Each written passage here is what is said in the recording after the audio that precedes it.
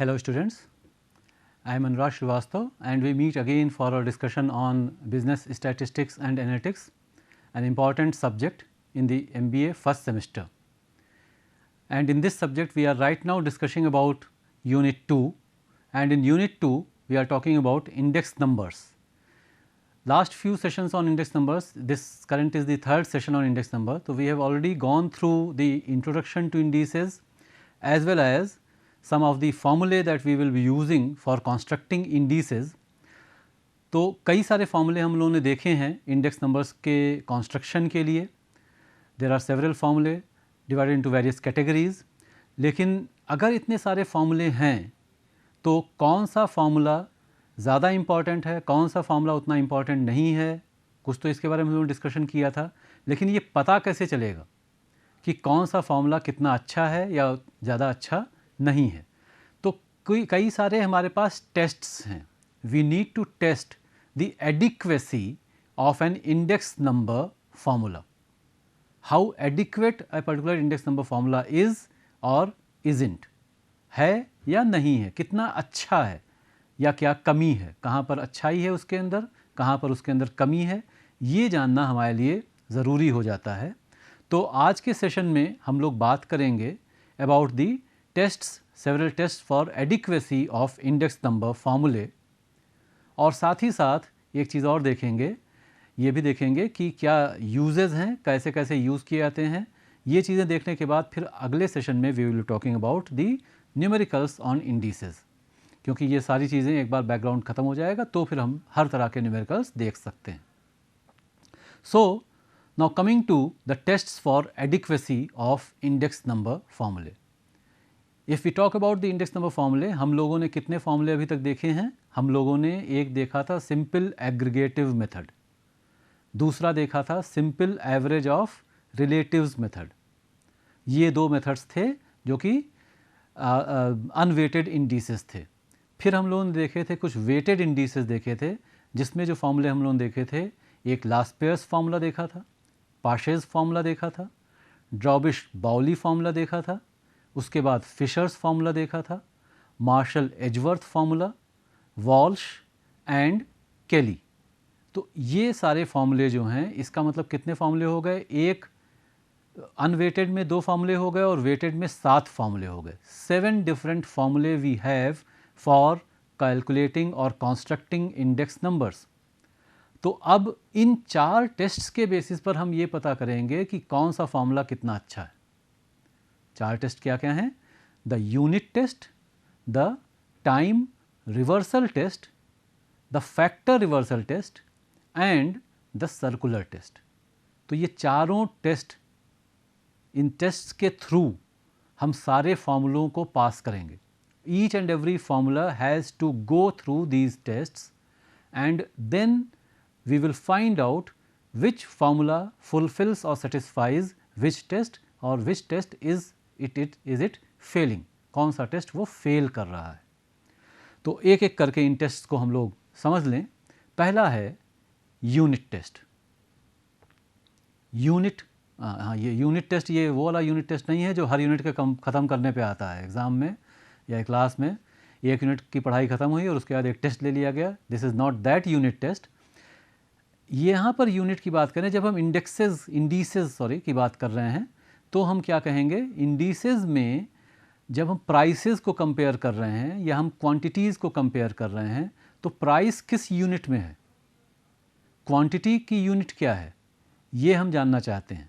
या फिर अगर हमने प्राइसेस, एक पर्टिकुलर कमोडिटी के प्राइसेस, हम गेहूँ, दाल, चावल सबके प्राइसेस की बात कर रहे हैं तो गेहूँ के प्राइसेस जो हैं वो क्विंटल पर क्विंटल, रुपीज़ पर क्विंटल में हैं, और दाल के प्राइसेस जो हैं वो रुपीज़ पर केजी में हैं, और चावल के प्राइसेस जो हैं वो रुपीज़ पर 25 किलो की बोरी के हैं.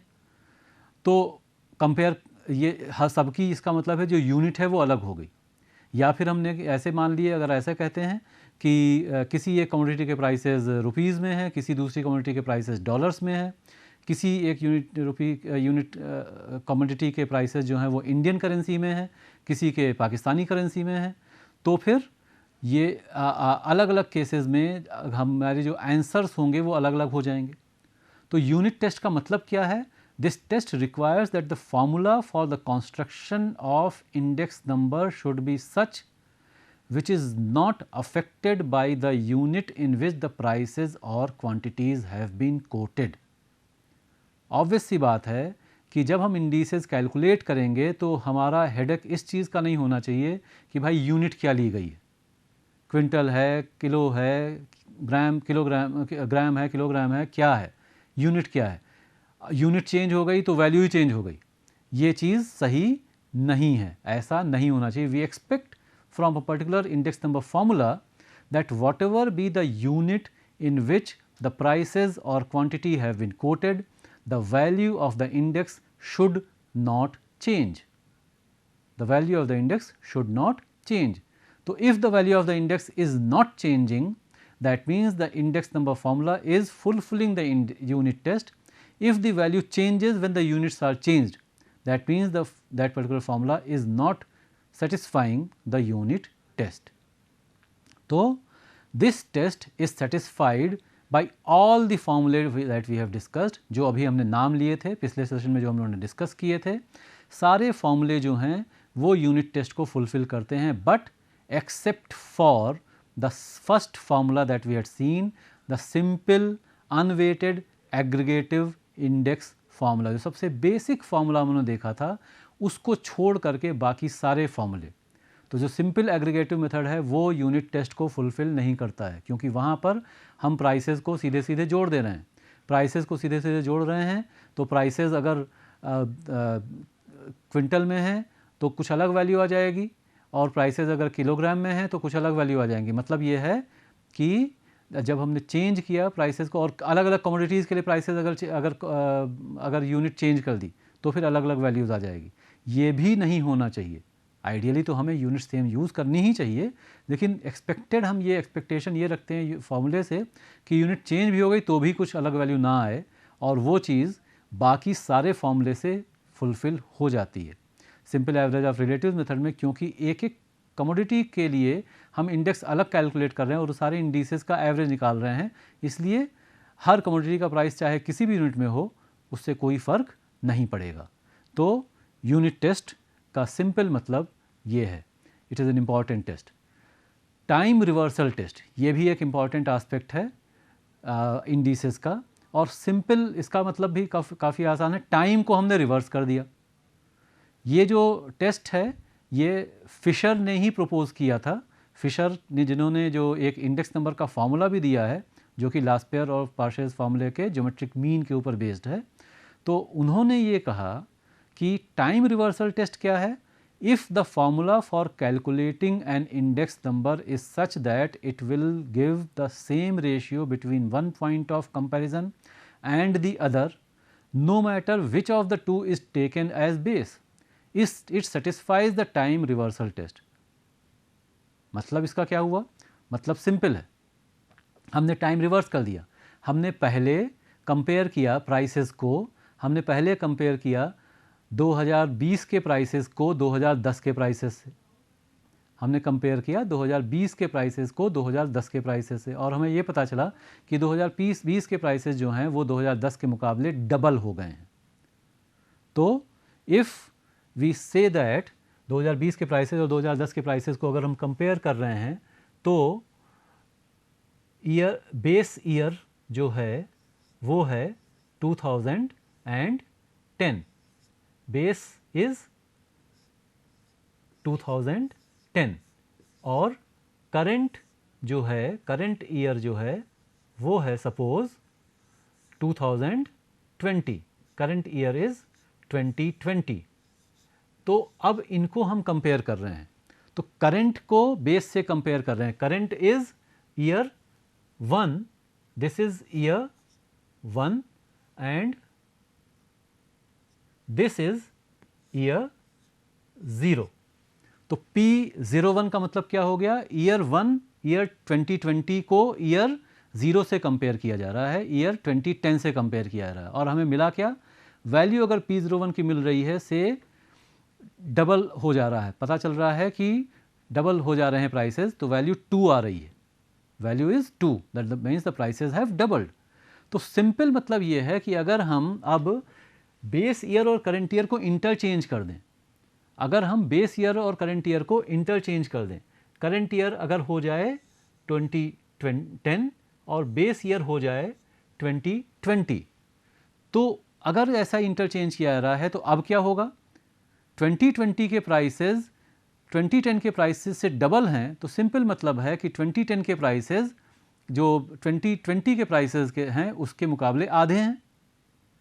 तो P01 की वैल्यू अगर 2 है तो P10 की वैल्यू हाफ आनी चाहिए, और P01 और P10 को जब हम मल्टीप्लाई करेंगे तो जैसा कि आप टेस्ट में देख रहे हैं, P01 multiplied by P10 should be equal to 1, P01 into P10 should be equal to 1।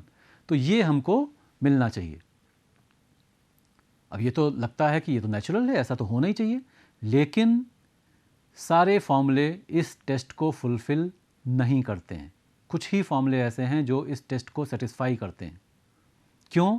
क्योंकि जब हम वेटेड इंडिसेस लेते हैं तो फिर हम क्वांटिटीज़ को वेट की तरह से ही ले रहे हैं, और क्वांटिटीज़ को वेट की तरह लेने में ये दिक्कत हो रही है। कभी तो करंट ईयर क्वांटिटी को बेस की तरह ले रहे हैं, कभी बेस ईयर क्वांटिटीज़ को वेट की तरह से ले रहे हैं, तो दोनों केस में P01 और P10 उनकी वैल्यूज़ उससे अफेक्ट हो जाएंगी और उनका प्रोडक्ट 1 नहीं आएगा। फिशर्स आइडियल इंडेक्स को आइडियल इसीलिए बोलते हैं क्योंकि वो टाइम रिवर्सल टेस्ट को फुलफिल करता है। So this particular test is not satisfied by the Laspeyres formula and Parsh's formula. Why? Because Laspeyres formula is using base year quantities as weight only, and Parsh's formula is using the current year quantities as weight. तो इसलिए ये दोनों फॉर्मूले तो इसको fail कर जाते हैं, लेकिन फिशर्स फार्मूला, केली फार्मूला जिसमें कि सेम क्वांटिटी यूज़ होती थी, मार्शल एजवर्थ फार्मूला जिसमें कि हम लोग दोनों ईयर की क्वांटिटीज़ के सम को वेट की तरह से यूज़ कर रहे थे, और वॉल्श फार्मूला जिसमें कि दोनों ईयर की क्वांटिटीज़ के ज्योमेट्रिक मीन को वेट की तरह से यूज़ कर रहे थे। ये चार फार्मूले इस टाइम रिवर्सल टेस्ट को फुलफ़िल करते हैं। मतलब अगर बेस ईयर के मुकाबले करंट ईयर के प्राइसेस जितने टाइम्स भी हो गए हैं, और अगर हम दूसरी तरफ निकालेंगे करंट ईयर के प्राइसेस को बेस ईयर को कंपेयर करेंगे और उनका प्रोडक्ट निकालेंगे तो वो 1 आएगा। This is a very important test, the time reversal test. और अक्सर ऐसा क्वेश्चन आता है कि आप ये टेस्ट करें कुछ डेटा दे करके कि इस पर्टिकुलर केस में जो फिशर्स फार्मूला है वो, या कोई भी वैसे तो पूछ सकते हैं लेकिन फिशर ज़्यादा कॉमनली पूछा जाता है, वो टाइम रिवर्सल टेस्ट को फुलफ़िल कर रहा है, ये वेरीफाई करेंगे। तो वेरीफाई करने के लिए हमें P01 और P10 दोनों की वैल्यू निकालनी होगी, दोनों का प्रोडक्ट दिखाना होगा कि वो 1 ही आ रहा है। इसी तरीके से जो अगला है टेस्ट वो है the factor reversal test. Factor यानी कि फैक्टर यहाँ पे क्या रिप्रेजेंट कर रहा है, द फैक्टर ऑफ कंपैरिजन। किस फैक्टर को आप कंपेयर कर रहे हैं और किस फैक्टर को वेट की तरह से यूज़ किया है actually. So a formula that permits interchanging the price and quantities, और a formula that permits interchanging the factor being compared and the factor being used as weight. ये मतलब है यहाँ पर प्राइस जिस फैक्टर को हम कंपेयर कर रहे हैं, और क्वांटिटी एक्चुअली जिसको हमने वेट की तरह से यूज़ किया प्राइस इंडेक्स के केस में, without giving inconsistent result, that is the two results multiplied together should give the true value ratio. ये ऐसा फार्मूला जो भी होगा वो फैक्टर रिवर्सल टेस्ट को फुलफिल कर रहा है, और केवल फिशर का फार्मूला ऐसा है जो कि फैक्टर रिवर्सल टेस्ट को फुलफिल करता है। This test was also devised by Fisher, और ये आप कह सकते हैं कि जब दोनों टेस्ट फिशर ने बनाए हैं तो दोनों टेस्ट उनका फार्मूला तो फुलफिल करेगा ही करेगा। लेकिन फिर भी ये दो इम्पॉर्टेंट टेस्ट्स हैं, और ये बहुत ही ज़रूरी है कि ये फार्मूले जो दोनों टेस्ट हैं ये फार्मूला कोई भी फुलफ़िल करे, क्योंकि तभी वो एक्चुअली सही वैल्यू हमको दे रहा है इंडिसेस की। तो मतलब क्या, वो फैक्टर अगर हम रिवर्स कर रहे हैं तो P01 जो है वो है हमारा प्राइस इंडेक्स, और Q01 जो है अगर हम फैक्टर्स को रिवर्स कर देंगे, फैक्टर्स को रिवर्स करने का मतलब क्या हुआ, P01 में हमने प्राइसेस को कंपेयर किया और क्वांटिटीज़ को वेट की तरह से यूज़ किया है। Q01 में हमने उसका उल्टा कर दिया, क्वांटिटीज़ को कंपेयर किया और प्राइसेस को वेट की तरह से यूज़ किया। तो इसका मतलब है फैक्टर्स रिवर्स हो गए, फैक्टर्स इंटरचेंज हो गए। प्राइस जो रोल निभा रहा था वो क्वांटिटी की उसकी जगह ने क्वांटिटी ने उसकी जगह ले ली, और क्वांटिटी की जो जगह थी वो प्राइस ने ले ली।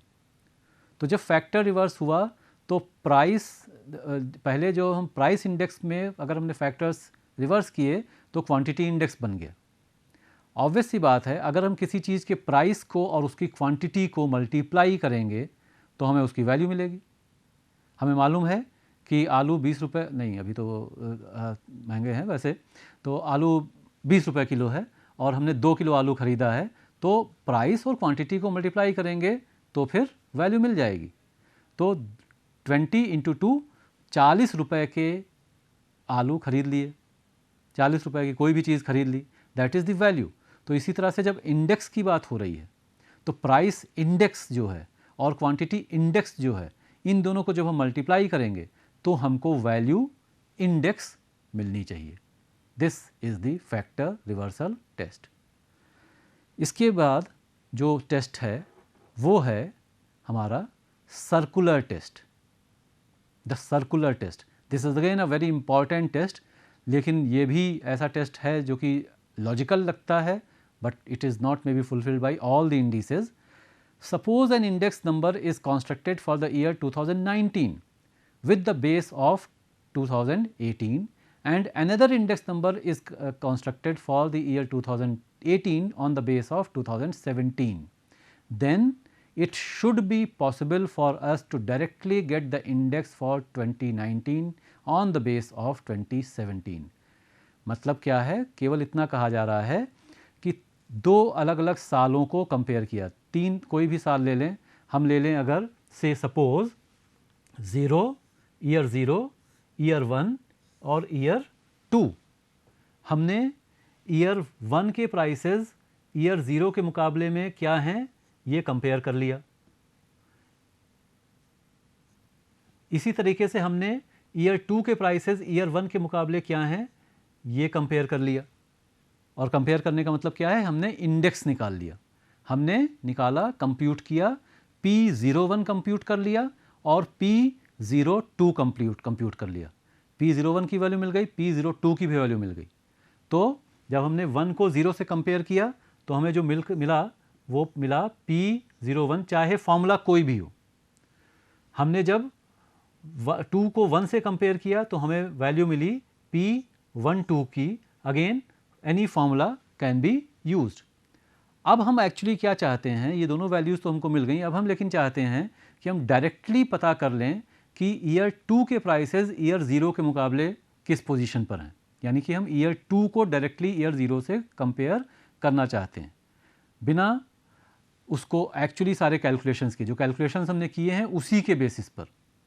तो ये पॉसिबल होना चाहिए, ये हमें मालूम हो जाना चाहिए अपने आप। अगर हमें पता चल रहा है कि P01 की वैल्यू, सिंपल सी बात है, मतलब कि ईयर 1 के प्राइसेस जो हैं वो ईयर 0 के मुकाबले डबल हो गए हैं, और हमें ये पता चला कि ईयर 2 के प्राइसेस ईयर 1 के मुकाबले 3 टाइम्स हो गए हैं। तो सिंपल मतलब इसका क्या हुआ कि ईयर 2 के प्राइसेस जो हैं वो ईयर 0 के मुकाबले 6 गुना हो गए हैं। दे आर 6 टाइम्स नाउ, 6 गुना हो गए हैं। तो ये चीज़ क्या सीधे सीधे कैलकुलेबल है? अगेन इट सीम्स लॉजिकल कि ऐसा तो होना ही चाहिए। जब हम कंपेयर करेंगे तो ये तो उसका मतलब है ही, लेकिन फॉर्मूलों की लिमिटेशंस जो है उसके हिसाब से ऐसा हर बार हो नहीं पाता है। अगर ऐसा हो रहा है तब तो उस इंडेक्स को हम अच्छा मानते हैं सर्कुलर टेस्ट के हिसाब से, वरना हम कहेंगे कि it is failing the circular test. तो वही चीज़ अगर हम लिखें तो किस तरह से लिख रहे हैं, if P01 represents the price change of the current year on the base year and P12 represents the price change of the base year on some other base, then P20 क्या हो जाएगा, it is the price change of the current year on the second base, जो बाद वाला base है, and then the following equation should be satisfied. मतलब कि P01 और P12 दोनों को मल्टीप्लाई करने से हमको P02 मिल जाना चाहिए। ये रिक्वायरमेंट है सर्कुलर टेस्ट की। सर्कुलर टेस्ट, इसको अब थोड़ा सा ये एक चीज़ यहाँ पर देख लें कि इसे सर्कुलर टेस्ट क्यों कह रहे हैं। इसे सर्कुलर टेस्ट क्यों कह रहे हैं? इसे सर्कुलर टेस्ट इसलिए कह रहे हैं क्योंकि इसी चीज़ को, ये जो हमने टेस्ट की कंडीशन लिखी हुई, इसी को थोड़ा सा अलग करके लिख सकते हैं। कैसे? P01 रिक्वायरमेंट जो सर्कुलर टेस्ट की है वो ये है, P01 मल्टीप्लाइड बाई P12 मतलब prices of year 0 as compare to prices of year prices of year 1 as compared to prices of year 0 multiplied by prices of year 2 as compared to the prices of year 1 into P20 prices of year 0 as compared to the prices of year 2। इन तीनों का product होना चाहिए 1 के बराबर, इन तीनों का product 1 के बराबर होना चाहिए। तो ये सर्किल एक बन गया, P01 into P12 into P20, और ये सर्किल जब कंप्लीट हो तो प्रोडक्ट 1 आना चाहिए, और इसलिए इसको सर्कुलर टेस्ट कहते हैं। और ये इसमें यही जो ड्रॉबैक है सारे के सारे वेटेड इंडिसेस की, जैसे ही आप वेट का इस्तेमाल करेंगे, जैसे ही आप क्वांटिटीज़ का इस्तेमाल करेंगे वेट के लिए, तो सर्कुलर टेस्ट फुलफ़िल नहीं हो पाएगा।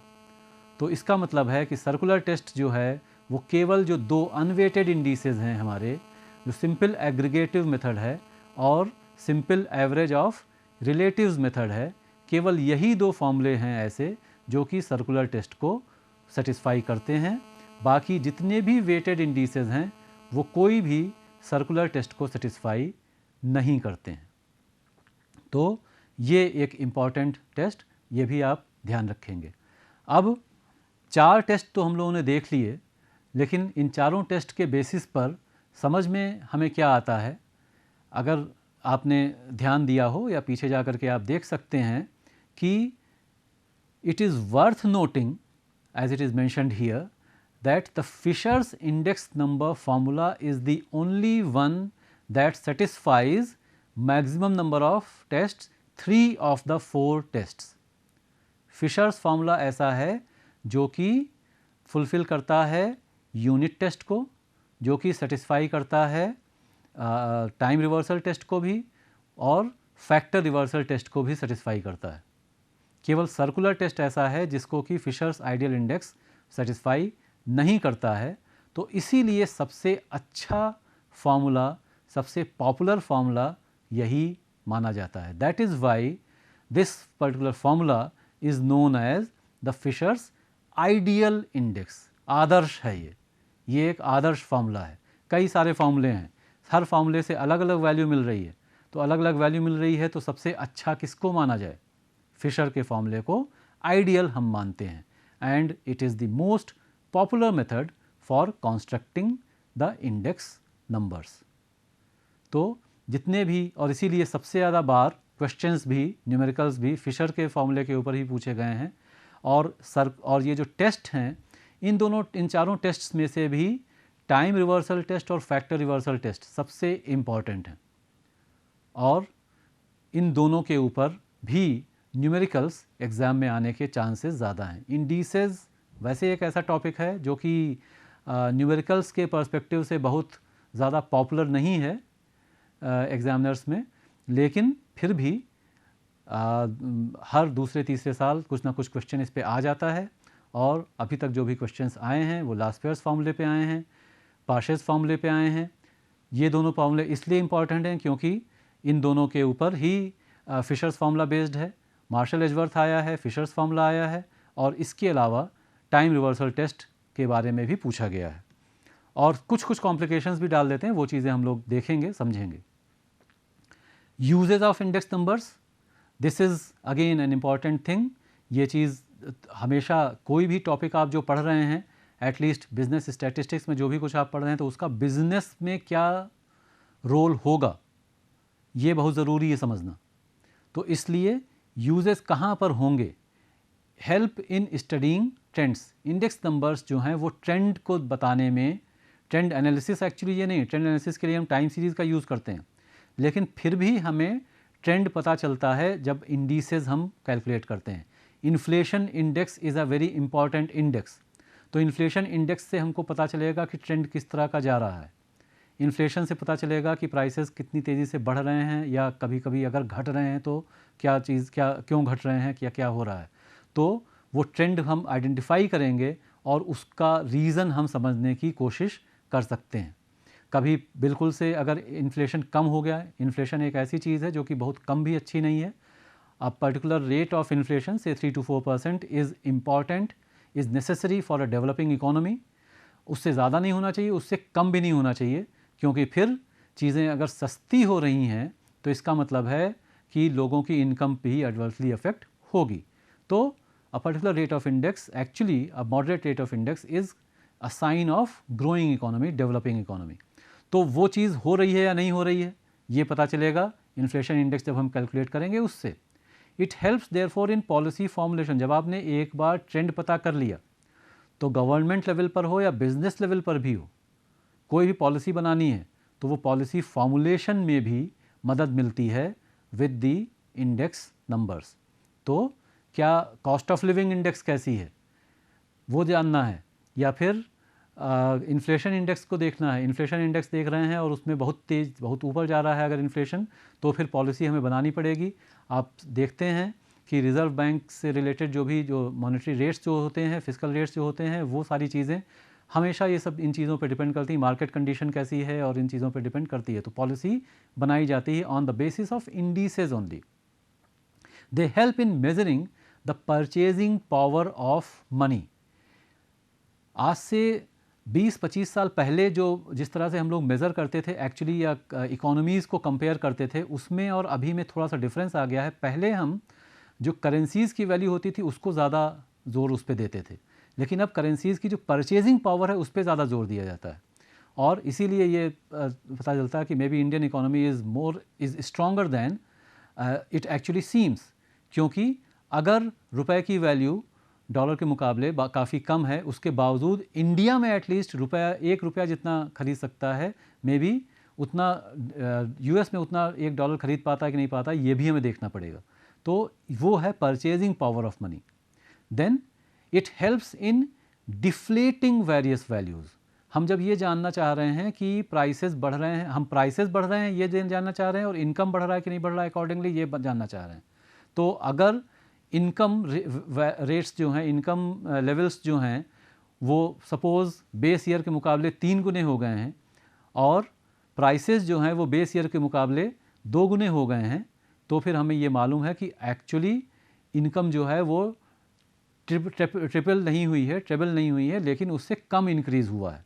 इसी तरीके से अगर हमें ये पता चल रहा है कि प्राइसेस बहुत तेज़ी से बढ़ रहे हैं, लेकिन साथ ही साथ उतनी तेज़ी से ना सही, लेकिन इनकम फिर भी बढ़ रही है, इंक्रीज़ हो रही है, तो प्राइसेस का जो रेट ऑफ इंक्रीज़ है वो हमें अब उससे कम दिखेगा, वो डिफ्लेट हो जाएगा। डिफ्लेट का मतलब है, डिफ्लेट का एक्चुअली मतलब क्या है, कहीं कि कोई चीज़, फॉर एग्जांपल एक टायर है वो डिफ्लेट हो गया, उसमें से हवा निकाल दी गई, बैलून से डिफ्लेट किया, उसमें से हवा निकाल गई। तो डिफ्लेट करने का मतलब है जो अगर कहीं पर ओवर एम्फेसिस किसी वैल्यू को मिल रही है तो वो एक्चुअल लेवल पर आ जाए, ये मतलब है डिफ्लेट करने का। और they act as economic barometers, ये हम लोग पहले भी बात कर चुके हैं। लेकिन कई सारे लिमिटेशंस हैं, ये इंपॉर्टेंट है इसको समझना। The index numbers are only approximate indicators of the relative level of phenomenon. इस चीज़ तरह से कंपेयर करना बहुत आसान नहीं होता है, तो ये अप्रॉक्सीमेट इंडिकेटर ही हैं, ये जानना ज़रूरी है। They only use limited number of items in their calculation. ज़्यादा आइटम्स नहीं यूज़ कर रहे हैं, तो उसके बाहर जो कुछ है उसका इम्पैक्ट नहीं पता चलेगा। The quality of the product is very difficult to be accounted for in the construction of index numbers. Quality का तो कोई बात ही नहीं हो रही है। Index numbers are liable to be misused also. We should be aware of this also. And indices constructed for one particular purpose should never be used for any other purpose. ये 2 पॉइंट्स बहुत ही important हैं कि कहीं misuse नहीं होना चाहिए, misuse होता है इसका ध्यान रखना चाहिए। और एक मिसयूज़ का ही एक एक्सटेंशन हो गया कि किसी एक पर्पज़ से अगर कोई इंडेक्स बनाया गया है तो उसका इस्तेमाल किसी दूसरे पर्पज़ के लिए ना किया जाए। जिस भी पर्पज़ के लिए किया गया है, उसको कंस्ट्रक्ट किया गया है, उसको किसी दूसरे पर्पज़ के लिए ना किया जाए, वरना वो गलत रिजल्ट ही देगा। So we wind up here and we will continue with the numericals on indices in the next session.